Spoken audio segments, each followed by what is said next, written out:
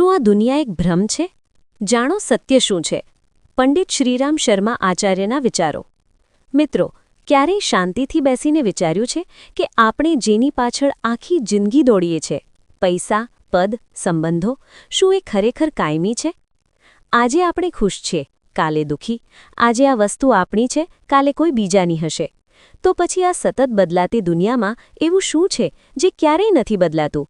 એવું કયું સત્ય છે જે અચળ છે? યુગઋષિ પંડિત શ્રીરામ શર્મા આચાર્યજી કહેતા હતા કે સંસાર એક પરિવર્તનશીલ નાટક છે, પણ પરમાત્મા જ એકમાત્ર અટલ સત્ય છે. પણ આનો અર્થ શું? શું આપણે બધું છોડીને જંગલમાં જતા રહેવું? ના. આજના વિડીયોમાં આપણે જાણીશું કે આચાર્યજીની નજરે પરમાત્મા જ સત્ય છે. આ વાક્યનો વ્યવહારિક અર્થ શું છે અને તે કઈ રીતે તમારી ચિંતાઓ દૂર કરી શકે છે? નમસ્તે મિત્રો, સ્વાગત છે તમારું ઋષિ ચિંતન ચેનલ પર.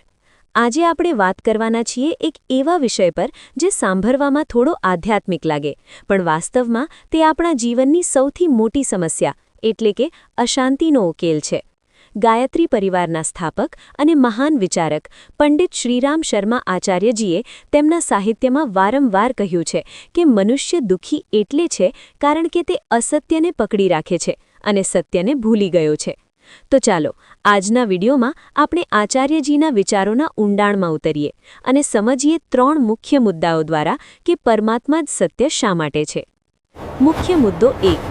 પરિવર્તન એ સંસાર છે, સ્થિરતા એ પરમાત્મા છે. આચાર્યજી સમજાવે છે કે આપણે જે દુનિયા જોઈએ છીએ તે એક નદી જેવી છે. પાણી સતત વહેતું રહે છે, ક્યારેય એક જેવું નથી હોતું. આપણું શરીર, આપણા વિચારો, આપણી આસપાસના લોકો બધું જ ક્ષણે ક્ષણે બદલાય છે. જે બદલાય છે તેને સત્ય કઈ રીતે કહી શકાય? સત્યની વ્યાખ્યા જે છે કે જે ત્રણેય કાળમાં, ભૂત, ભવિષ્ય અને વર્તમાનમાં એક સમાન રહે. આપણે ભૂલ ત્યાં કરીએ છીએ કે આપણે આ બદલાતી પરિસ્થિતિઓમાં સુખ શોધીએ છીએ. આચાર્યશ્રી કહેતા કે પડછાયાને પકડવા દોડશો તો થાકી જશો, પણ સૂર્ય તરફ જોશો તો પડછાયો તમારી પાછળ આવશે.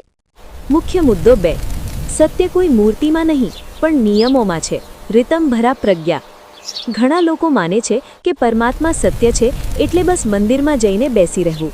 પણ પંડિત શ્રીરામ શર્મા આચાર્યજીનો દૃષ્ટિકોણ વૈજ્ઞાનિક હતો.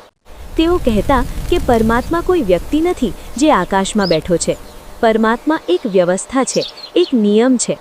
સૂર્યનું સમયસર ઉગવું, ઋતુઓનું બદલાવું, કર્મના સિદ્ધાંતનું કામ કરવું, આ બધું જ પરમાત્માનું સ્વરૂપ છે. આચાર્યજીએ ખૂબ સુંદર વાત કહી છે કે ઈશ્વરને શોધવા ક્યાંય જવાની જરૂર નથી. સત્ય અને સદાચાર જ ઈશ્વરનું પ્રત્યક્ષ રૂપ છે. જ્યારે તમે કોઈનું ભલું કરો છો, જ્યારે તમે ઈમાનદારી રાખો છો, ત્યારે તમે પરમાત્માની નજીક હોવ છો. અસત્ય એટલે કે જૂઠ, કપટ, સ્વાર્થ તમને ડર આપે છે, જ્યારે સત્ય તમને નિર્ભય બનાવે છે. જો પરમાત્મા સત્ય છે તો સત્ય બોલનાર અને સત્યના માર્ગે ચાલનાર વ્યક્તિ જ સૌથી મોટો આસ્તિક છે. માટે પરમાત્માને પાવવા હોય તો તમારા આચરણને સત્યમય બનાવો. મુખ્ય મુદ્દો 3. આત્મબોધ, અંદર રહેલા સત્યની ઓળખ. ત્રીજો અને સૌથી મહત્વનો મુદ્દો. આપણે બહારની દુનિયામાં ભટકીએ છીએ, પણ આચાર્યજી કહેતા કે પોતાના અંતરાત્માનો અવાજ જ ઈશ્વરનો અવાજ છે. આપણે બધાની અંદર એક અંશ છે જે ક્યારેય નથી મરતો, જે સાક્ષી ભાવે બધું જુએ છે. તે આત્મા છે જે પરમાત્માનું જ રૂપ છે. આપણે જાતને માત્ર શરીર માની લઈએ છીએ, એ સૌથી મોટું અસત્ય છે. જ્યારે તમે મેડિટેશન કે ગાયત્રી મંત્રના જાપ દ્વારા તમારી અંદર ઉતરો છો, ત્યારે તમને સમજાય છે કે હું માત્ર હાડ માંસનું પૂતળું નથી, પણ એક ચેતન સત્તા છું. આ અનુભૂતિ થવી કે હું આત્મા છું અને પરમાત્માનો અંશ છું, એ જ જીવનનું પરમ સત્ય છે. આચાર્યજી જેને આત્મબોધ કહેતા હતા તે આ જ છે. તો મિત્રો, સારાંશમાં કહીએ તો આચાર્યજીના મતે આ સંસારના સુખદુઃખ કામચલાઉ છે.